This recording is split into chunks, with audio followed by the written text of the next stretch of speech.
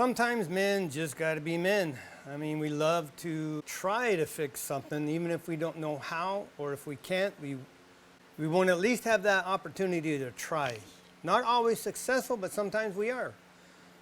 So I got something it's just gnawing at me. I have to try to fix it. So I'm gonna give it a shot. I'll explain more right after this. I'm Rick, and this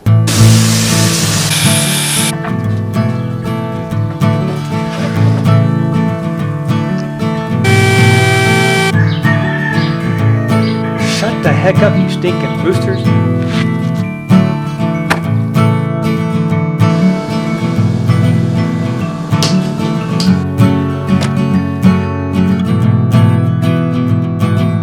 Nailed up for your sanity.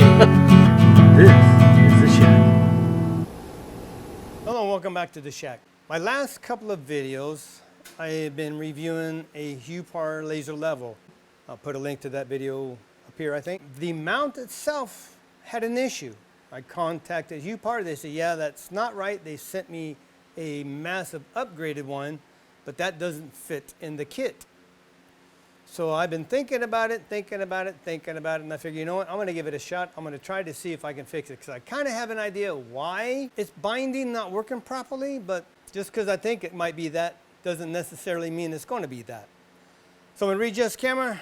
I'm going to attempt to do an autopsy on this, figure out what the issue is, and see if we can fix it. I'm gonna see if I can possibly fix this. It just doesn't turn right.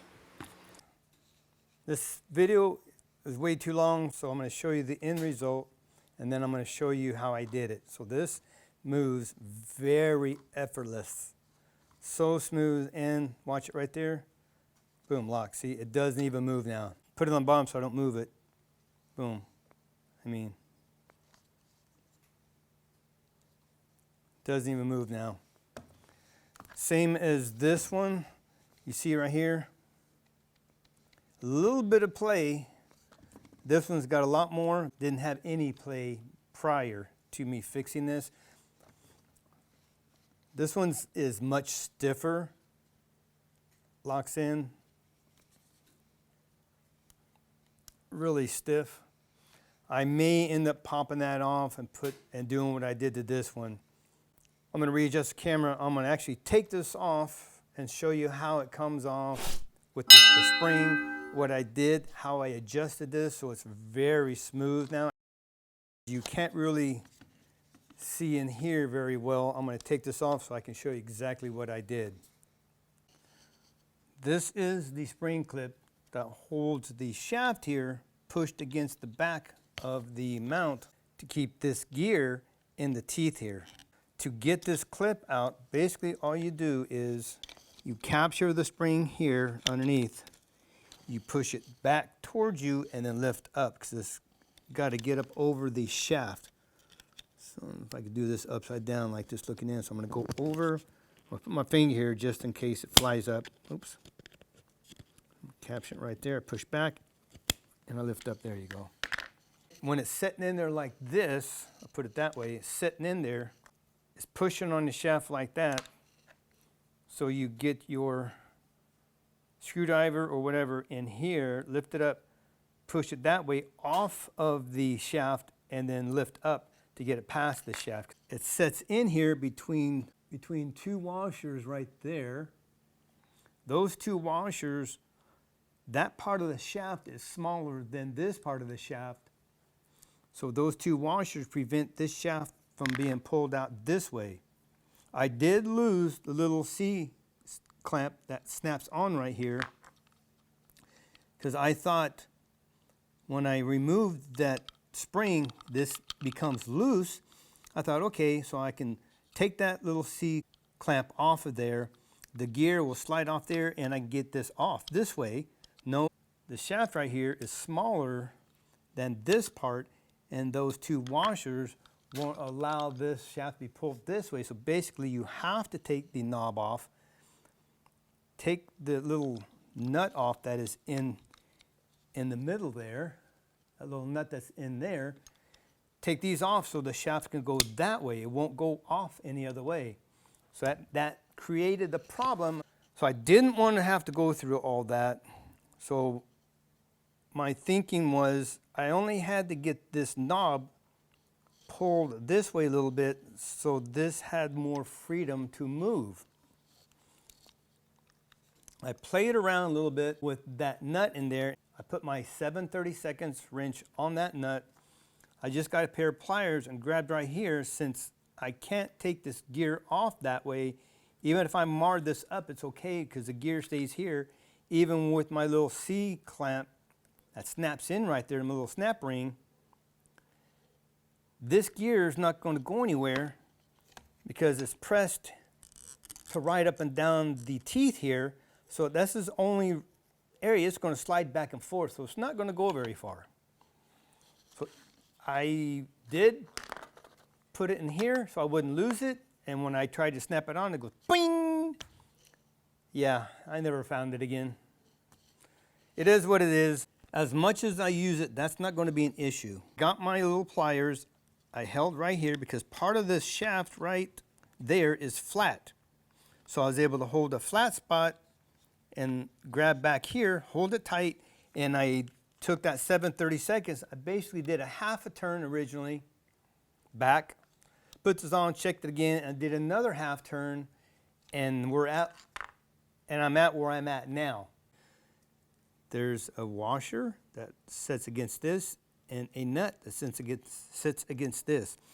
Basically, when I backed it off, lefty-loosey, backing it off, it pushed the knob here out, away, and that's what gave me more freedom, more play in the locking mechanism, and it made it really, really smooth now. Plus the fact that I put grease at the very tip here, so when it fits into this little collar, little nipple thing right here, it just helps it glide in there in case there's any resistance. And I also put grease right here, and I mean just a little bit. I got a little bit of grease, it's basically bearing grease, on the tip of a Q-tip, and just wiped it and not making a blobber and just kind of coating that with the grease. Same as that tip, just coated the tip a little bit with grease. That way when this is on the shaft here pushing against it, it's not metal on metal. And that made it very, very smooth as far as adjusting. I will go get the 7/32. I think I will go ahead, since I have this off to show you, I'll get my pliers and I'm just going to tighten it about a quarter turn to bring it in a little bit so this doesn't have, maybe we can see if that changes that play or not. So let me go get my tools, I'll be right back. So I'm gonna grab this, where is it, right there? Let me open these up just a little bit. There. I'm going to grab the flat end right there. I'm going to hold it. So looking down here, I am on the left side of that gear, but I'm not grabbing the tip here. I don't want to mar that. I'm going to grab here. It doesn't matter if you put some teeth mark on it.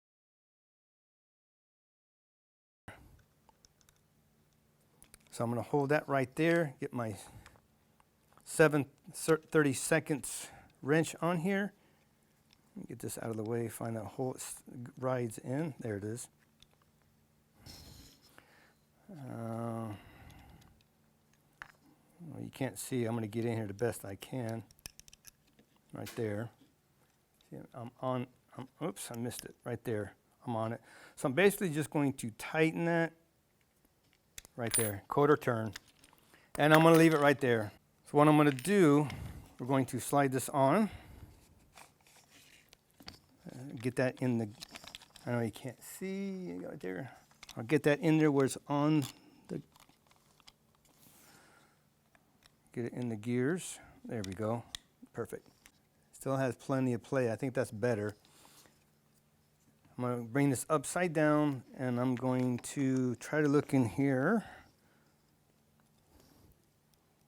I got to separate the washers, make sure I can't see.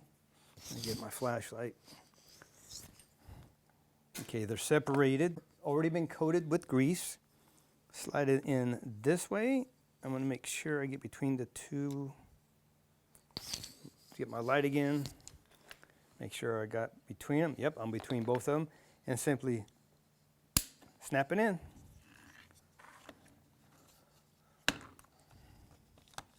Still perfect. That did take away a little bit of play, just a little bit. That's still, this thing just glides up and down smoothly. Right there. Oh man, it's even smoother than this one locking. I mean, so much smoother. Forward, whoops. Lock it in there, I just hold that so I don't move it. See, I'm gonna lock it in. Look at it, it's so smooth. Now, one thing I noticed now that I have this locked in, if I do need to make some type of a macro adjustment up or down, since it's this way, when you lock it in, if I want to go up, I can move up. But if I want to go down, sometimes I may want to go forward, so I just pull that back, hold it, or push down here, hold it there, and I can go down, make macro adjustments. Make sure I'm right on my mark. And it's not going to move, it's not going to go anywhere. I may try this one just to see. I may not because I don't want to break it. But if you take that spring clip out, this didn't really stop it from anything. But if you take that spring clip out, you lift that gear up, I don't know if you'll be able to get over this little tab I broke out. You might be able just to put a screwdriver in like this, pull it down, and pull that off over. It might be enough. I'm not sure. I just lost that in there. There you go. But even with this broke off, it doesn't take away from the functioning of this at all. Still stops right there because that spring's pushing the gear down into the teeth here, and that's as far as it's letting it go. Now, at least my original kit mount works perfectly. That's the height. Locks in, it doesn't even move. It's smoother than it was before. It's very, very smooth. I hope this helps. That's not bad at all. I am so happy now. If you get this kit and if for some reason you have maybe a little issue with this mount, seriously, 10, 15 minutes, you've seen how easy it is just to pop that off, and it's not a big deal if you break this little tab off because it stops right there. It won't go up any higher anyway because of the gear riding in the teeth there. It stops it because of that pressure. It won't, it's too much pressure to allow it to jump over the curb basically right here to come off. I am happy. That just makes that kit great again now. Well, it was good, but it just had a little flaw on this. So you saw that. See how simple it is to fix? And adding just a dab of grease on the tip, a dab of grease in the crevice there where that spring clamp rides on the shaft itself. Man, it makes that thing just smooth as silk now. Huge, huge improvement. We are done. Hope it helps. Thank you so much for watching. Be blessed. Take back your shot. Go for your sanity. Sometimes men just got to be men, regardless of the project, big or small. It's just something in us. We like a good challenge, so this was something not big. Took a little bit of time. First time not knowing exactly what's going to happen, how it comes apart or whatever. But that's part of the challenge we like. So make sure you subscribe. Hit that notification bell. I'm going to do another video of this kit where I'm going to take the laser receiver with it, and we're going to see just how far the laser beam will reach. And I may do even a second video or somehow tie it in with this when I'll do the same with another brand name, side-by-side comparison with Huepar and another brand name, just to see if there's any distance in the receivers, if one can capture that laser beam further than the other or not. So it'd be interesting. I've never done that. I've only had the one laser receiver. Now I have Huepars. I like doing stuff like that, comparing, just to see if one brand's a little bit better than the other, even in their own ecosystem, if maybe another brand picks it up better than the other. You never know. Just something I like to do. It's just me and my weirdness, okay? So that's it. We are done. Thanks for watching. We will see you next video. If you're subscribed, hit that notification bell.